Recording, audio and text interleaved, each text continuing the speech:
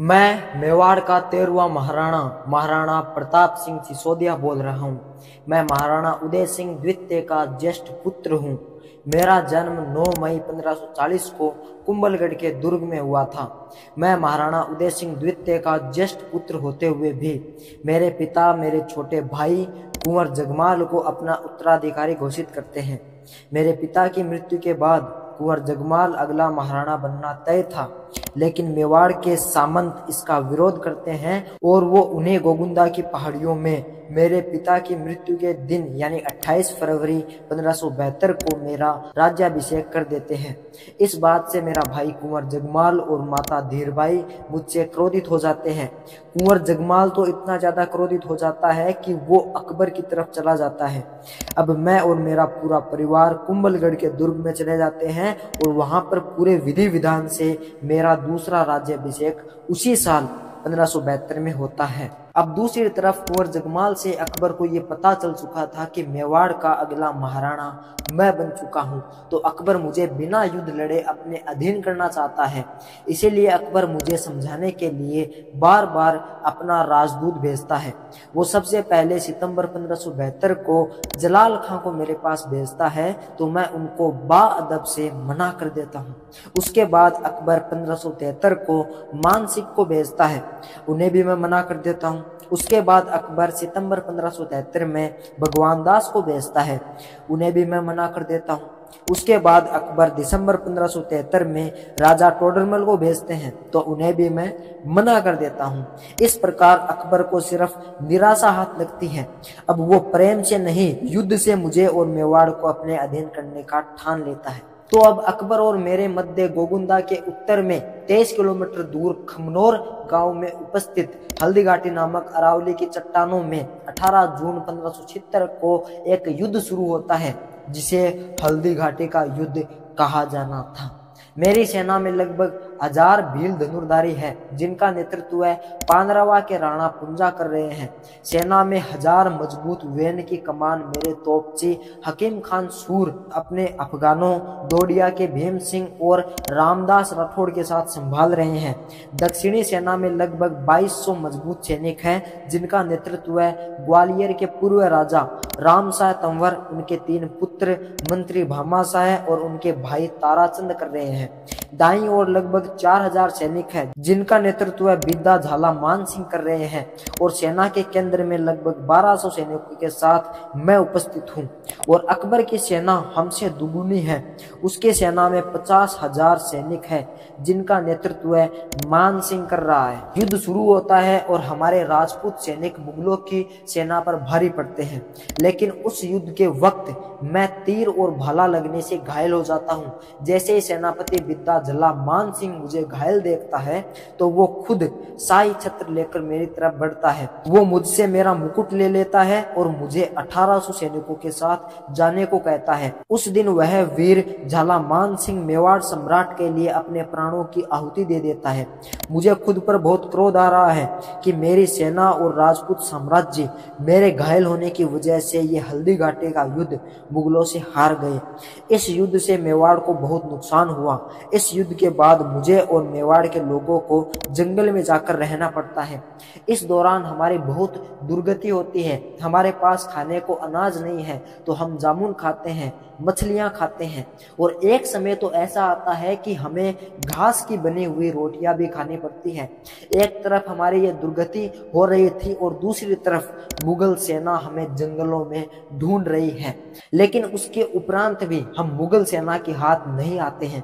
उसी समय जब हम इस स्थिति से गुजर रहे होते हैं, उसी वक्त मेरी मौसी के बेटे पृथ्वीराज राठौड़ का मुझे अकबर की तरफ से संधि पत्र आता है, क्योंकि पृथ्वीराज राठौड़ अकबर की सेना में शामिल उनका एक कर्मचारी होता है। वो मुझसे कहता है कि आज मेवाड़ के राणा की क्या दुर्गति हो रही है। वो जंगलों में भटक रहा है, बिना खाने के और बिना सेना के।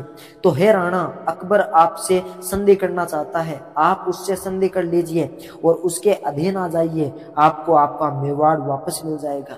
तो मैं बड़े ही प्रेम से अपने भ्राताश्री श्री पृथ्वीराज राठौड़ को कहता हूँ कि हे भ्राताश्री, मैं घास की रोटी खा लूंगा और यदि वो भी मुझे नहीं मिली तो मैं भूख के मारे मरना पसंद करूंगा, लेकिन मैं कभी भी अकबर की अधीनता स्वीकार नहीं करूंगा। राणा प्रताप के शरीर में जब तक उसके पूर्वजों का रक्त दौड़ रहा है और उसके शरीर में जब तक जान है तब तक ये राणा प्रताप नाम की रजपूती तलवार मुगलों के सिर पर यूं ही घूमती रहेगी। मैं राणा प्रताप हमेशा स्वाधीन था, हमेशा स्वाधीन हूं और हमेशा मृत्यु पर्यंत स्वाधीन ही रहूंगा। मैं किसी की अधीनता कभी भी स्वीकार नहीं करूंगा और इस प्रकार मैं आपकी इस संधि को अस्वीकार करता हूं। तो इस प्रकार अकबर की एक और कोशिश फिर से विफल हो जाती है और उसे मुंह की खानी पड़ती है।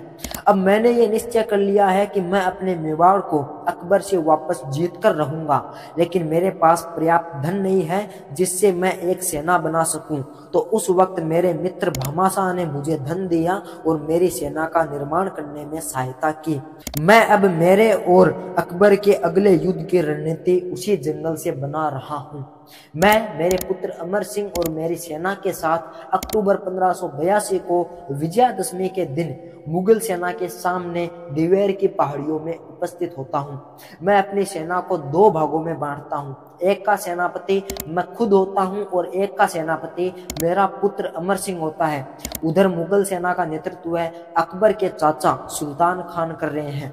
अब युद्ध का बिगुल बज गया और दोनों सेनाएं एक दूसरे पर टूट पड़ी, लेकिन उस युद्ध के अंदर हमारे लिए सबसे महत्वपूर्ण भाग ये था कि हमें उन सारी पहाड़ियों का रास्ता पता है, बल्कि मुगल सेना को उनका रास्ता नहीं पता है। तो इस प्रकार हमारी राजपूती सेना मुगलों को काट रही है और आगे बढ़ रही है।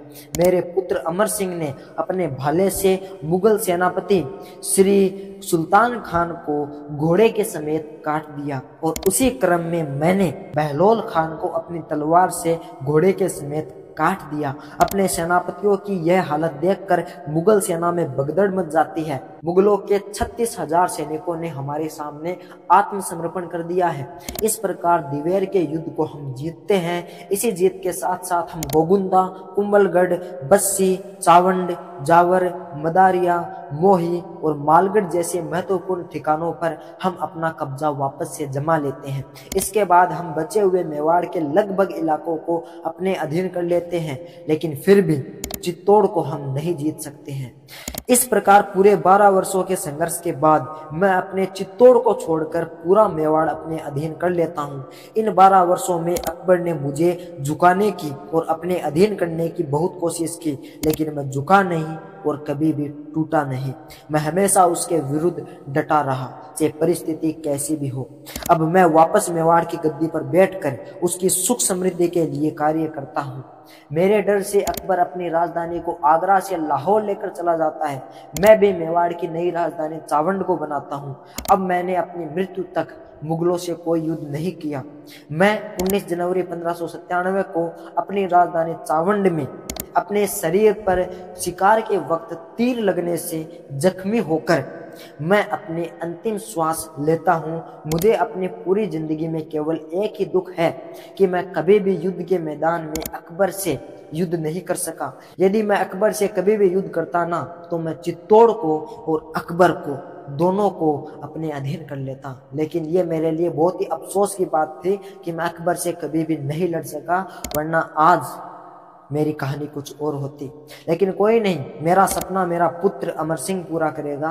मुझे गर्व इस बात का है कि मेरे मरने पर मेरा दुश्मन अकबर भी उदास होता है, उसकी भी आंखें नम होती हैं और उसको भी दुख होता है, क्योंकि मैंने अकबर से शत्रुता जीवन भर निभाई, ना कि उसके तलवे चाटे। तो इसी आशा के साथ मैं आपसे विदा ले रहा हूं कि मेरा पुत्र अमर सिंह मेरे चित्तौड़ को अकबर से छीन लेगा।